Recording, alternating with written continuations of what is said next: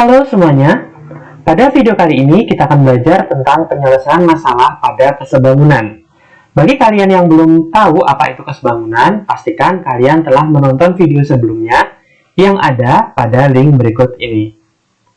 Baik, sekarang kita mulai dari contoh yang pertama. Sebuah foto berbentuk persegi panjang berukuran 40 x 60 cm dipasang pada sebuah karton, sehingga lebar karton sebelah kanan, kiri, dan atas foto 5 cm. Jika foto dan karton sebangun, tentukan yang pertama lebar karton bagian bawah yang tidak tertutup foto. Yang kedua, luas bagian karton yang tidak tertutup foto. Nah, langkah pertama yang harus kalian lakukan adalah kalian harus bisa membuat ilustrasi dari permasalahan ini. Yang pertama, ada sebuah foto berbentuk persegi panjang, ukurannya 40 x 60 cm. Di sini lebarnya 40, panjangnya atau tinggi fotonya adalah 60 cm. Kemudian dipasang pada sebuah karton. Ada karton ditempel pada sebuah karton. Lebar karton sebelah kiri, kanan, dan atas foto itu 5 cm. Nah, di sini 5 cm, 5 cm, atas juga 5 cm. Foto dan karton sebangun. Yang pertama, lebar karton bagian bawah yang tidak tertutup foto. Itu kita misalkan dengan X. Nah, setelah itu baru bisa kita mencari luas nanti di akhirnya. Nah, dari ilustrasi yang kita buat ini, kalian sudah bisa menentukan lebar fotonya. Lebar fotonya adalah 50 cm. Nah, 50 cm itu berasal dari 40 ini, ditambah dengan 5 cm sebelah kiri dan 5 cm di sebelah kanan. Kemudian, tinggi fotonya atau panjang fotonya itu adalah 60 ditambah dengan 5 cm bagian atas dan ditambah dengan X. Berarti hasilnya adalah 65 ditambah dengan X. Nah, karena foto dan kartonnya sebangun, ini kita bisa pisah keduanya menjadi dua bangun. Bingkai sendiri atau karton sendiri dengan foto sendiri seperti ini. Nah, kemudian kita mau menentukan nilai X. Nah, nilai X di sini ada di bagian tinggi kartonnya. Dari tinggi karton itu bersesuaian berbanding dengan tinggi foto. Kemudian lebar karton itu bersesuaian dengan lebar fotonya. Kalau sudah, tinggal kita masukkan bilangannya. Tinggi karton adalah 65 plus X. Kemudian tinggi foto adalah 60 cm. Lebar karton 50, kemudian lebar foto adalah 40. Nah, kalau sudah 60 bisa kita pindah ruas ke sebelah kanan menjadi kali, seperti ini. Kalau sudah, tinggal kita sederhanakan. 60 kita sederhanakan dengan 4, hasilnya di sini 15, berarti 15 dikali 5 hasilnya adalah 75. Berarti 65 ditambah X sama dengan 75. Nah, 65 ditambah X kan tidak bisa. 65 harus kita pindah ke sebelah kanan, kita kelompokkan dengan 75. Karena 65-nya positif, pindah ruas akan berubah jadi negatif seperti ini. Jadi X-nya adalah 10 cm. Jadi lebar karton bagian bawah yang tidak tertutup foto adalah 10 cm. Berarti di sini X-nya adalah 10 cm. Nah, kemudian soal yang kedua, luas karton yang tidak tertutup foto. Berarti caranya adalah luas karton dikurangi dengan luas foto. Luas karton panjang kali lebar, atau di sini panjangnya adalah 65 ditambah dengan X, kan belum ada. Nah, kita masukkan tadi X-nya udah ketemu 10, berarti 65 ditambah dengan 10 hasilnya adalah 75 cm. Nah, tinggal kita masukkan di sini 75 dikali dengan lebarnya. Lebarnya adalah 50, berarti 75 dikali 50 hasilnya 3750 cm persegi. Kemudian luas fotonya panjang kali lebar. Panjangnya 60, lebarnya adalah 40, berarti 60 dikali 40. Hasilnya adalah 2400 cm persegi.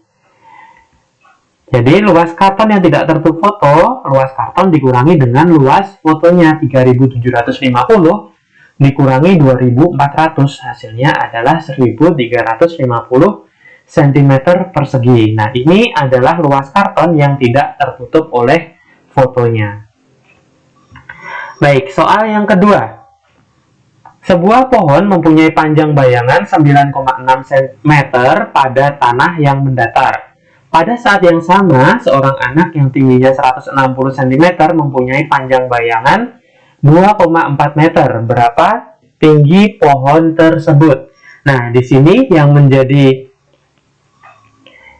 kuncinya ada pohon dan ada anak. Kita ilustrasikan seperti ini. Kemudian pohon mempunyai bayangan 9,6 meter atau kita ubah jadi cm jadi 960 cm seperti ini. Ini pohonnya. Kemudian ini adalah panjang bayangannya. Kemudian pada saat yang sama seorang anak tingginya 160, berarti tinggi anaknya 160 cm, mempunyai panjang bayangan 2,4 meter. Atau kita ubah jadi senti jadi 240 cm seperti ini. Nah, ini kalau kita lihat kan jadi dua buah segitiga yang sebangun. Nah, sekarang kita tinggal menentukan berapa tinggi pohonnya ini. Oke, kita lihat di sini. Berarti tinggi pohon itu bersesuaian dengan tinggi anaknya. Kemudian panjang bayangan pohon dengan panjang bayangan anaknya. Kemudian kita tinggal masukkan bilangannya. Tinggi anak adalah 160, kita tulis di sini. Kemudian panjang bayangan pohon 960, panjang bayangan anak 240. Nah, 160 kita pindah ruas ke sebelah kanan menjadi kali. Kita sederhanakan, dibagi dengan 240, yang atas tinggal 4, yang bawah tinggal 1. Berarti tinggal 4 kali 160. Hasilnya adalah 640 cm. Atau kita ubah jadi meter, jadi 6,4 meter. Jadi tinggi pohon adalah 6,4 meter. Seperti itu, mudah ya. Baik, contoh yang ketiga. Seorang anak tingginya 150 cm berdiri dekat tiang lampu dengan jarak 4 meter. Tinggi tiang lampu adalah 4,5 meter. Berapa panjang bayangan anak oleh sinar lampu? Nah, dari soal ini bisa kita ilustrasikan seperti ini. Nah, di sini ada lampu menyinari anak seperti ini sehingga terjadi bayangan seperti ini. Nah, kita masukkan informasi yang ada dalam soal. Seorang anak tingginya 150 cm, tingginya 150 cm, berdiri dekat tiang lampu dengan jarak 4 meter. Berarti di sini anaknya, di sini tiang lampunya, berarti jaraknya di sini 4 meter atau 400 cm. Kemudian tinggi tiang lampu adalah 4,5 meter, kita ubah jadi cm. Jadi di sini jadi 450 cm. Pertanyaannya, berapa panjang anak oleh sinar lampu? Berarti letaknya di sini kita misalkan dengan X. Nah, ini bisa jadi dua buah segitiga yang sebangun. Segitiga yang terbentuk oleh anak dengan bayangannya dan lampu dengan bayangannya. Kita pisah menjadi seperti ini. Nah, ini yang besar adalah lampu, kemudian yang kecil ini adalah anak. Nah, di lampu ini tingginya adalah 450 cm. Kemudian panjang bayangannya di sini 400 ditambah dengan X. Karena di sini 400 jarak anak dengan X adalah bayangannya. Berarti 400 ditambah dengan X. Kemudian di sini 150 cm adalah tinggi anaknya. X adalah panjang bayangannya. Nah, kita akan mencari panjang bayangan anak. Berarti panjang bayangan anak berbanding dengan panjang lampu, bayangan lampu. Kemudian tinggi anak itu berbanding dengan tinggi lampu. Nah, bayangan anak di sini dimisalkan X, kemudian bayangan lampu adalah 400 ditambah dengan X, kemudian tinggi anak adalah 150 cm, tinggi lampu adalah 450 cm. Nah, di sini di atas dan di bawah atau di pembilang dan di penyebut yang sebelah kiri ada variabel X. Nah, caranya ini bisa kita kalikan dengan cara kali silang. X kita kalikan dengan 450, kemudian 400 ditambah X kita kalikan dengan 150, seperti ini. 450 dikali dengan X hasilnya adalah 450X, kemudian 150 kita kalikan dengan 400 hasilnya 60.000, kemudian 150 kita kalikan dengan X hasilnya adalah 150X. Kemudian kita kelompokkan suku-suku yang sejenis yang ada X-nya. 450 dengan 150. Nah, 150 di sini bernilai positif, kita pindah ke sebelah kiri, ke ruas sebelah kiri. Positif pindah ruas menjadi negatif, seperti ini. 450 dikurangi 150X sama dengan 60.000. Hasilnya adalah 300X sama dengan 60.000. Kemudian X sama dengan 60.000 dibagi dengan 300. Hasilnya adalah 200 cm atau 2 meter. Itu X-nya. Jadi, panjang bayangan anak oleh sinar lampu adalah 2 meter. Jadi, panjang bayangan yang ada di sini adalah 2 meter. Seperti itu. Baik, contoh yang terakhir. Perhatikan gambar di samping. Diketahui panjang AD 6 cm, BC 18 cm, dan DF banding CF 5 banding 3. Hitunglah panjang sisi EF. Panjang sisi EF-nya berapa? Nah, yang pertama kita masukkan dulu panjang tiap sisinya yang diketahui. Yang pertama AD 6 cm, kemudian ada BC 18 cm, DF banding CF 5 banding 3. Nah, ini karena perbandingan berarti di sini DF-nya 5X, FC-nya 3X. Karena kita belum tahu nilai X-nya berapa. Nah, di sini tidak disebutkan bahwa kedua trapesium ini adalah sebangun. Jadi, kita perlu bantuan agar menjadi bangun yang sebangun, seperti itu. Caranya adalah tarik garis sejajar melalui titik D yang sejajar dengan garis atau sisi AB. Nah, dari D ini kita tarik garis ke sini biar sejajar dengan garis AB.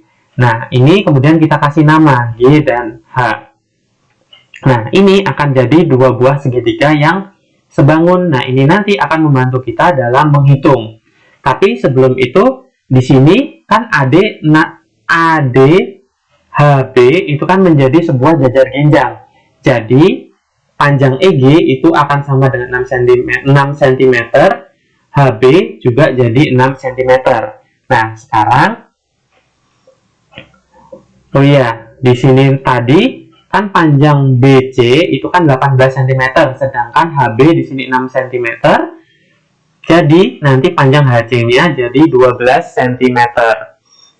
Nah, kalau sudah, untuk mencari EF, kan EG ditambah GF. EG ditambah GF. Itu akan ketemu EF. Jadi, kita harus, yang udah diketahui di sini kan E dan G-nya. GF-nya belum. Jadi, kita harus mencari GF terlebih dahulu.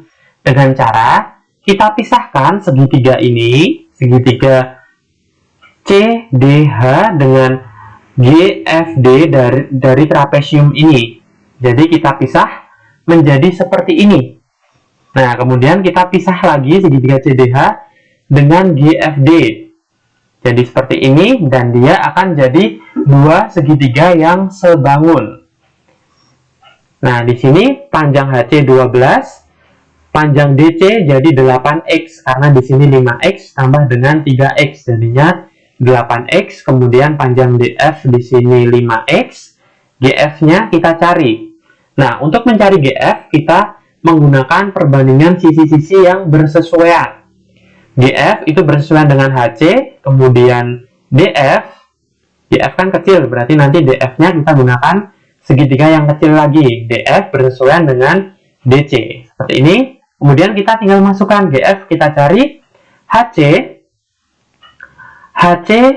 panjangnya adalah 12 cm, kemudian DF 5X, dan DC itu 8X. Kita taruh sini, 12 kita pindah ruas jadi kali. Kita sederhanakan, X-nya atas bawah kita coret, kita sederhanakan, kemudian 12 dengan 8 kita bagi dengan 4, hasilnya adalah yang bawah 2, 12 sisa 3, berarti 5 kali 3, 15 dibagi dengan 2. Hasilnya adalah 7,5 cm. Kemudian kita tinggal mencari panjang EF. EF dari EG ditambah GF. EG ditambah dengan GF. EG-nya 6 cm, GF-nya 7,5, berarti 6 ditambah 7,5, hasilnya EF adalah 13,5 cm. Jadi, panjang EF di sini adalah 13,5 cm. Seperti itu. Terima kasih telah menonton video ini. Semoga video ini bisa bermanfaat bagi kalian semua. Jangan lupa untuk like, komen, dan subscribe channel ini. Terima kasih dan selamat belajar.